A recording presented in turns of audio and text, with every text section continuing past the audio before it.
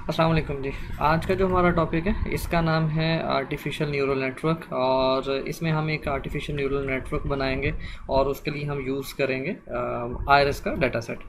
तो जैसा अगर आप यहाँ पे देख रहे हैं तो हमने कुछ पहले जो है वो लाइब्रेरीज़ को इंपोर्ट किया हुआ है। जैसे फ़र्ज़ करें हम अगर इसको एक दो का अगर मैं ज़िक्र करूँ तो हमने यहाँ पे numpy को इंपोर्ट किया, और numpy का हम जब भी कहीं नाम यूज़ करेंगे तो उसके लिए np की जो है वो शॉर्ट फॉर्म हम लोगों ने बना ली है। तो मैं जहाँ कहीं भी अब अपने कोड में np लिखूँगा तो उसका मतलब है मैं numpy की बात कर रहा हूँ। इसी तरीके से sklearn एक हमारे पास लाइब्रेरी है, इसको मैंने इंपोर्ट किया है। और उसको क्यों इंपोर्ट किया, क्योंकि मैंने आयरस को जो है डाटा सेट जो है उसको लोड करना था, उसके लिए मुझे हेल्प चाहिए थी। मैंने इसलिए जो है इसको लोड किया। अब ये क्या करेगा, ये ऑटोमेटिकली लोड करके जो है वो मेरी हार्ड डिस्क पे स्टोर भी कर देगा, और इसके साथ साथ जो है वो डाउनलोडिंग भी ये खुद कर लेगा। हाँ, तो ये बेसिकली अपनी डाटा सेट जो है बहुत सारे डाटा सेट इस में पड़े हुए हैं sklearn में। तो जिसको आपको चाहिए आप उसको जो है वो यहाँ से डाउनलोड कर सकते हैं। फर्दर आप इसकी हेल्प देखिएगा कि इसमें कौन कौन से डाटा सेट्स पड़े हुए हैं, नेट पे आपको ये मिल जाएंगे। मेरा ख्याल से तकरीबन कोई 10 से 15 जो है वो डाटा सेट इसमें पड़े हुए हैं। फिर मैंने इसके लिए मॉडल सिलेक्शन को जो है वो किया। उसको क्यों किया, क्योंकि मैंने अपने ट्रेनिंग और टेस्ट को जो डाटा सेट को जो है वो हिस्सों में स्प्लिट करना था। अब मैं इस चीज़ का पहले भी जिक्र कर चुका हूँ कि जब भी हमारे पास कोई डाटा सेट होता है उसको हम लोग जो है वो 2 से 3 हिस्सों में चेंज करते हैं। जो मैंने आपको बताया उसके मुताबिक फ़िलहाल ये है कि हम 2 हिस्सों में चेंज करते हैं। एक हिस्सा हम ट्रेनिंग के लिए इस्तेमाल करते हैं और दूसरा हिस्सा जो है हम टेस्टिंग के लिए इस्तेमाल करते हैं। वन हो हॉट इनकोडर क्या होता है, लास्ट क्लास में हमने इसको डिस्कस किया था, और उसमें हमने देखा था कि जब हमारे पास हम लोगों को अपने कैटेगोरियल डाटा को न्यूमेरिकल फॉर्म में कन्वर्ट करना हो तो उसके लिए हम जो है वन हॉट इनकोडर का इस्तेमाल करते हैं। नीचे जो इसके बाद केरास की लाइब्रेरी को ऐड किया गया, उसकी वजह है कि हम लोगों ने जो आर्टिफिशियल न्यूरल नेटवर्क बनाना है इसको बनाने के लिए मुख्तलिफ़ तरह की लाइब्रेरीज़ का इस्तेमाल किया जा सकता है। फ़िलहाल इस एग्जांपल में मैं जिस लाइब्रेरी का इस्तेमाल कर रहा हूँ वो केरास है। इसके अलावा और भी हैं, आप उनमें का भी किसी का भी इस्तेमाल करते हुए जो है आर्टिफिशियल न्यूरल नेटवर्क बना सकते हैं। इसको आप लोग यूँ समझ लें कि जैसे हम कहते हैं स्क्वायर रूट का एक फ़ंक्शन है। अब स्क्वायर रूट का फ़ंक्शन जो है वो आपकी लाइब्रेरी ए में भी मौजूद है, बी में भी मौजूद है और सी में भी मौजूद है। थोड़ी थोड़ी वेरिएशंस के साथ जो है इनके पैरामीटर्स की भेजने की तादाद और इस या किसी और सेंस में वेरिएशन के साथ वो तीनों में मौजूद है। तो आप इन तीनों में से किसी एक लाइब्रेरी का इस्तेमाल करते हुए स्क्वायर रूट का फंक्शन जो है वो इस्तेमाल कर सकते हैं। बिल्कुल ऐसी आर्टिफिशियल न्यूरल नेटवर्क बनाने के लिए हमारे पास मुख्तलिफ लाइब्रेरीज मौजूद हैं। उनमें से एक जिसका मैं आज इस्तेमाल कर रहा हूँ वो केरास की है। अब अगर इस वाले बात करें, ये वाला जो हमारे पास है लाइन नंबर 11, तो यहाँ पे मैंने क्या किया हुआ अपने लोड आयरस एक बिल्ट इन फंक्शन है, और ये क्या करेगा, आयरस का डाटा सेट जो है वो मेरे इस वाले वेरिएबल में जाकर स्टोर कर देगा। तो मेरे वेरिएबल का नाम क्या, आयरस डाटा। और ये फंक्शन क्या करेगा कि लोड आयरस का डाटा सेट जो है जो कि क्लास के डाटा सेट की लाइब्रेरी में मौजूद था उसको किस में स्टोर कर देगा, आयरस डाटा में मौजूद स्टोर कर देगा। तो ये जो है कैसे डाटा सेट हमारी फ़ाइल में मौजूद होता है मैं उसको भी दिखा देता हूँ। तो ये हमारे पास मैंने डाउनलोड इसको कर लिया हुआ था, बल्कि वो स्टेटमेंट नहीं डाउनलोड कर दिया था, मैंने जस्ट उसको ओपन किया। अब इस डाटा सेट में देखें तो ये हमारे पास फीचर्स हैं। मैंने एक दफ़ा पहले भी आपको बताया था कि आयरस बेसिकली एक फूल है, और ये फूल जो है वो मुख्तलिफ इलाकों में मौजूद होता है। बिल्कुल ऐसे ही जैसे हम कहते हैं हमारे पास गुलाब का फूल है और वो मुख्तलिफ इलाकों में मौजूद है। अब वो जो फूल है वो किस इलाके से बिलोंग करता है इसको हम लोग जो है वो आइडेंटिफाई करना चाह रहे हैं। तो उसके लिए 4 फीचर्स लिए गए। एक लिया गया, हम लोग कहते हैं कि उसका सेपल लेंथ ली गई है और उसकी विड्थ ली गई है। दूसरा हम कहते हैं पेटल लेंथ और पेटल विड्थ ली गई है। जो है वो सेपल क्या होती है उसके लिए एक डायग्राम है। पेटल बेसिकली फूल की पत्ती को कहते हैं, ये देखें यहाँ पे लिखा भी हुआ है। और सेपल क्या है, उसके नीचे जो उस फूल के नीचे वाला जो हिस्सा होता है उसको जो है वो सेपल कहते हैं। तो इनकी विड्थ और इनकी जो है इनकी जो लेंथ है उससे बेसिकली अंदाज़ा किया जाएगा कि ये फूल जो है वो किस शहर से जो है वो बिलोंग करता है। अब कुछ किस इलाके से बिलोंग करता है, तो वो 3 तरह के इलाके जो है वो यहाँ पे जिक्र किया जा रहा है इस डाटा सेट में। एक का नाम है सेटोसा, ठीक है, और अब ये सारे उस हर मुख्तलिफ फूलों का डाटा उसमें लिया गया। उसके बाद एक और है जिसका नाम है वर्सी कलर, और तीसरा जो इसमें उन्होंने एरिया जो है वो वर्जीनी का। तो इन 4 फीचर्स की बिहाफ पे हम लोगों ने जो है वो फ़ैसला करना है कि हमारा जो वो फूल है वो इन 3 इलाकों में से जो है सेटोसा, और दूसरा जो है उसका नाम था वर्सिकलर और वर्जीनिका, इन तीनों में से किस इलाके से जो है वो बिलोंग करता है। तो ये अब हमारा जो है वो प्रॉब्लम है। तो हमने क्या किया कि जो भी मैं आपको डाटा सेट दिखा रहा था वो इस वेरिएबल में जो है वो लोड कर लिया। अब उसके बाद हम ये देखते हैं, ये वाले जो भी फ़िलहाल आपके सामने प्रिंट की कमांड आ रही हैं, इसमें सिंपल ये किया जा रहा है कि जो आपका आरएस डाटा सेट है, ये अब ये आरएस डाटा सेट, ये वाला जो आरएस अंडरस्कोर डाटा से मतलब क्या है, ये जो ऊपर अभी हम लोगों ने इसमें लोड किया हुआ है। अब ये इसके खुद ब खुद जो है वो दो हिस्से बना लेगा। एक हिस्से का नाम वो डाटा रखेगा और दूसरे हिस्से का नाम जो है वो टारगेट रखेगा। अब ये डाटा और टारगेट क्या है, इसको समझने के लिए आप ये देखें कि ये वाला जो इतना पोर्शन होगा, ये वाला इतना पोर्शन, इसको वो यूज़ करता है डाटा के लिहाज से, और ये वाला जो कॉलम है इसको वो चूज़ करेगा टारगेट के लिहाज से। तो ये ऑटोमेटिकली उसको जो है दो जो है वो उसके वेरिएबल्स जो है वो क्रिएट करेगा, और उन वेरिएबल्स में ये वाला डाटा जो है वो स्टोर भी कर देगा। तो टोटल अगर हम देखें तो ये डाटे वाला जो पॉइंट है इसमें क्या स्टोर हो जाएगा, मेरे पास जो टोटल रोज़ हैं वो कितनी है जी, 150 है, ठीक है। क्योंकि एक जो यहाँ पे अगर आप देखें तो 151 जो आ रहा है, ये बेसिकली इसलिए आ रहा है क्योंकि एक तो वो नेम के लिए होगी ना, एक रो तो इसके लिए होगी। तो अगर हम इसको निकाल दें तो इसका मतलब है कि हमारे पास जो टोटल फीचर्स हैं वो 150 हैं। तो हमारे पास जो डाटा है अब वो इतनी बड़ी एक अरे बनाएगा और डाटे वाले पोर्शन में जो है वो स्टोर कर देगा, ठीक है जी। तो और दूसरे जो अरे हम कहते हैं वो टारगेट की बनाई, वो उसने क्या किया कि ये वाला जो है कॉलम है इसको बतौर टारगेट वो लेके उस अरे में जो है वो स्टोर कर लेगा। अब हम थोड़ा सा इसको देखते हैं कि ये किस लिहाज से जो है वो जो है वो अपने पास स्टोर कर रहा है। अच्छा, अभी जो मैंने आपको दिखा रहा था आयरस का डाटा सेट, इसमें और जो एक्चुअली वो लोड किया जाता है उसमें एक छोटा सा जो है वो फ़र्क है। वो फ़र्क क्या है कि इस वक्त आपके सामने जो मुख्तलिफ वो उनके इलाके थे उनके जो है वो नाम आ रहे थे, लेकिन एक्चुअली जो है जो ये वाला डाटा सेट जब लोड किया जाता है तो उसमें नाम नहीं आते, उसमें जो है वो 0, 1 और 2 के जो है वो न्यूमेरिकल वैल्यूज़ आती हैं। तो आप ये समझ लें कि एक इलाके को 0 की वैल्यू दे दी गई, दूसरे को 1 की दे दी गई, और तीसरे वाले को जो है वो 2 वैल्यू जो है साइन कर दी गई। तो ये एक छोटा सा फ़र्क था। मैंने आपको क्यों डाटा सेट दूसरे वाला दिखाया है, ताकि आप बात को अच्छे तरीके से जो है समझ सकें। यहाँ पर अब हम लोग कुछ प्रिंटिंग करने जा रहे हैं। उससे पहले मैं बाकी जितना भी अपना प्रोग्राम है उसको फ़िलहाल मैं जो है वो कमेंट्स बना देता हूँ। तो कमेंट्स बनाने के बाद मैं अब इस प्रोग्राम को चलाता हूँ। एक चीज़ जो और मैं आपको यहाँ पे बताना चाह रहा था कि ये वाली लाइब्रेरीज़ को जब हम लोगों ने अपने प्रोजेक्ट के अंदर जो है वो इंक्लूड भी करना होता है, उसका तरीका क्या होता है कि फ़ाइल में आप जाएंगे, फ़ाइल में सेटिंग में, और सेटिंग में जाने के बाद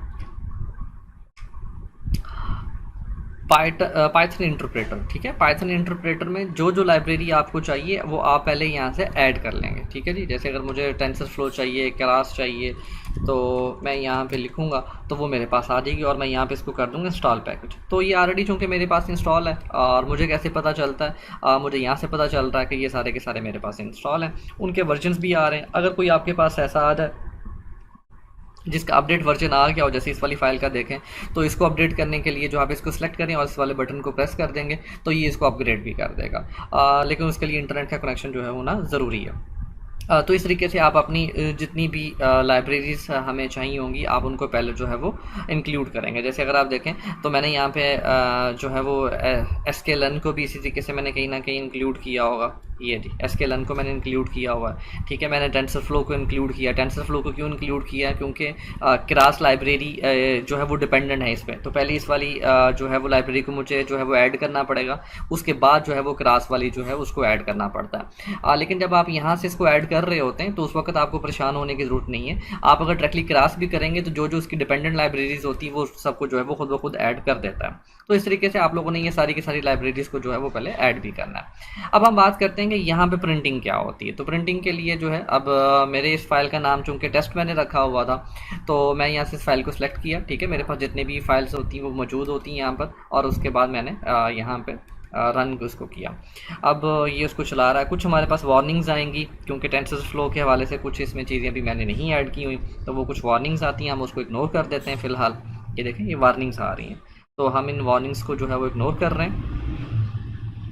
तो ये जनाब मेरे पास जो है वो अब इसका रिज़ल्ट आ गया। अब अगर देखें तो ये पहले वाले जो है जो पहले वाली प्रिंट की कमांड है तो उसमें क्या लिखा हुआ एग्जाम्पल डाटा, तो ये मेरे पास एग्जाम्पल डाटा आ गया। और ये कितनी रोज़ आ रही हैं मेरे पास, अच्छा ये हम लोगों ने नमपाई में पढ़ा हुआ था। अगर मैं चाहता हूँ कि मेरे पास जो है वो 5 रोज़ जो हैं वो प्रिंट हो पहली, तो उसके लिए ये वाला तरीका है। और मैं चाहता हूँ साथ उसका कॉलम भी प्रिंट हो, तो उसके लिए मैं साथ जो है वो उसका कॉलम भी लिख सकता हूँ। मैं इनके जैसे 0 लिख दूंगा तो 0 का मतलब क्या होगा, पहले वाला कॉलम। लेकिन चूंकि मैं अभी सिर्फ 5 रोज़ प्रिंट करवाना चाह रहा था, तो इसलिए मैं इस तरीके से भी लिख दूँ या मैं इस तरीके से लिख दूँ, इन दोनों की जो है वो सेम आउटपुट आएगी। तो यहाँ पे देखें पहले हमारे पास क्या आ रहा है 5.1, ये पहले वाला फीचर, ये दूसरा फीचर, ये तीसरा फीचर और ये चौथा फीचर। टोटल कितने आ रही हैं, 1 2 3 4 5, तो मेरे पास टोटल देखें कितनी रोज़ आई हैं, 5 रोज़ आई हैं।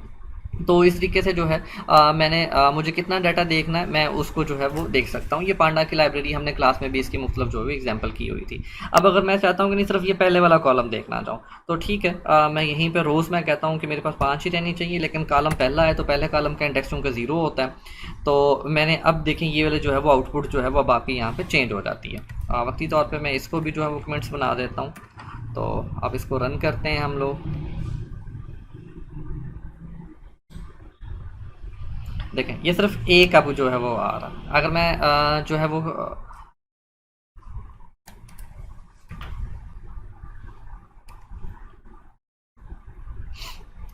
ठीक है जी, अब सिर्फ 3 आ रहे हैं। लेकिन अगर मैं सारे के सारे देखना चाह रहा हूँ तो मैं इसको खाली छोड़ देता हूँ, तो मेरे जितने भी कॉलम्स होंगे, जो कि अब हमें पता है कि हमारे 4 हैं, तो वो सारे के सारे कॉलम जो है वो उसमें ले आएगा। तो इसका मतलब क्या है जी, उसकी नंबर ऑफ रोज। और अगर मैंने स्टार्टिंग पोजीशन नहीं दी तो वो 0 होती है, अगर मैं स्टार्टिंग पोजीशन दे दूंगा तो वो वहीं से जो है उसको स्टार्ट कर देगा। मैं दोबारा इसको प्रिंट करना चाहता हूँ,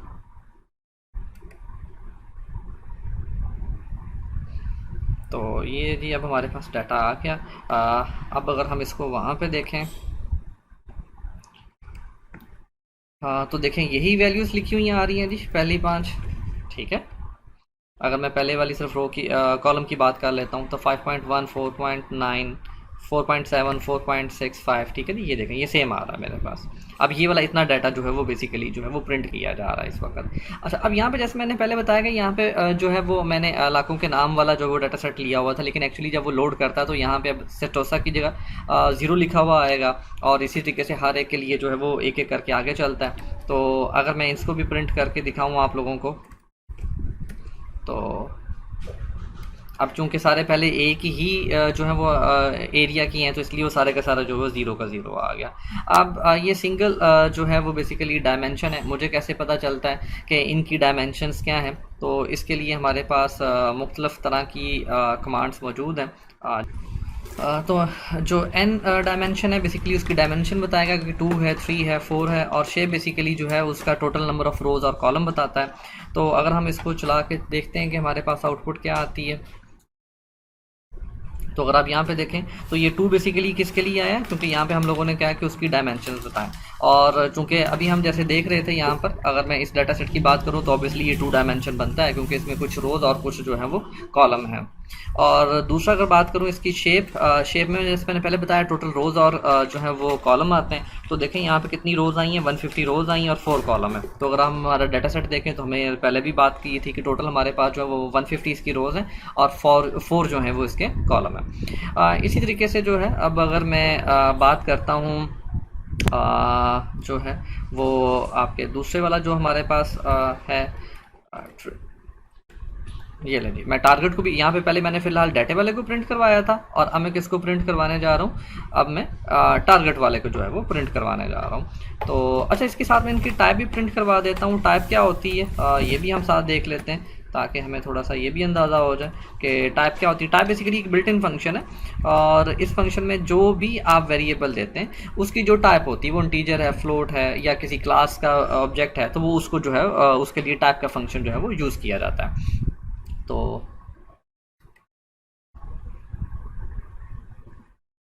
मैं इसको इनको भी अपने दोबारा चेक कर लेता हूँ, और ताकि जो है ये साथ हमें थोड़ी सी आसानी होगी जब हम बात कर रहे होंगे। तो जी इसको दोबारा चला के देखते हैं जी, अब हमारे पास आउटपुट क्या आ रही है। ठीक है जी, ये हमारे पास आउटपुट आई। अब हम इसमें सबसे पहले बात करते हैं डाटा। ठीक है जी, डाटे वाला हमारे पास प्रिंट हुआ और इसमें हमने सबसे पहले क्या प्रिंट की, डायमेंशन। तो हमारे पास उसकी डायमेंशन क्या है, 2 डायमेंशन थी।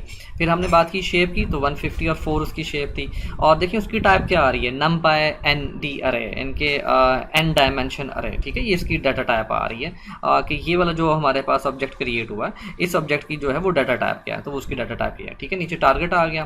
टारगेट क्या है, 1 डायमेंशन है। ठीक है जी, इसकी एक ही डायमेंशन है। और दूसरा अगर हम उसकी बात करें शेप की, तो शेप उसकी देखो क्या लिखी हुई है, 150। और देखिए आगे कोई कॉलम नहीं लिखा गया। कॉलम क्यों नहीं लिखा गया, क्योंकि उसमें कॉलम है ही नहीं है, वो एक रो क्रिएट हुई है। तो ये बात जो ये सारी स्टेटमेंट्स मैं आपको बता रहा था, उसकी एक्चुअल वजह ये वाली लाइन थी जो मैं आपको स्पेशली समझाना चाह रहा था कि ये जो हमारा टारगेट है, ये बेसिकली एक रो क्रिएट हुई है जी। ठीक है, एक रो क्रिएट हुई है और इसमें कोई भी कॉलम नहीं है। चूँकि ये भी एन डायमेंशन अरे, बाय डिफ़ॉल्ट हमारी जो अरेज करी जितनी भी क्रिएट होती हैं वो उनको एन डायमेंशन अरे के तौर पर ही कंसीडर करता है। अब एन डायमेंशन ऑब्वियसली यहाँ पे एन से मतलब क्या है, नंबर ऑफ़ डायमेंशन। तो इसकी कोई नंबर ऑफ़ डायमेंशन कोई भी नहीं है। ठीक है, तो ये 0 डायमेंशन अरे है। तो जितनी भी हमारे पास अरे क्रिएट होती हैं वो बेसिकली एन डी अरे के टाइप के तौर पर क्रिएट होती हैं। तो यहाँ तक जो बात मैं आपको बताना चाह रहा था, मैं उसको रिपीट करता हूँ। तो सबसे पहले हम लोगों ने क्या किया, इस वाली लाइन में हम लोगों ने डाटा सेट जो है वो अपना लोड किया। और कौन सा डाटा सेट लोड किया, आयरस का। फिर हम लोगों ने ये देखा कि उसकी पहली 5 रोज़ को प्रिंट करके देखा, जो कि हमारे पास डाटे वाला पोर्शन था। फिर हमने हमारे जो टारगेट था उसकी पहली 5 रोज़ को प्रिंट करके देखा। उसके बाद डाटे की जो है वो शेप हम लोगों ने प्रिंट करके देखी। और यहाँ पे फिर हम लोगों ने टारगेट की शेप जो है वो प्रिंट करके देखी। शेप मैंने क्यों खास तौर पे प्रिंट करवाई है, आगे चल के जब मैं आपको वन हॉट इनकोडिंग करवाऊंगा तो उसमें आपको ये मज़ीद क्लियर हो जाएगा। अब मैं इन सबको जो है वो दोबारा कमेंट्स बना देता हूँ, ताकि जब हम लोग अपने बाकी प्रोग्राम को चला रहे हो तो हमें वहाँ पे इसकी ज़रूरत जो है वो नहीं है।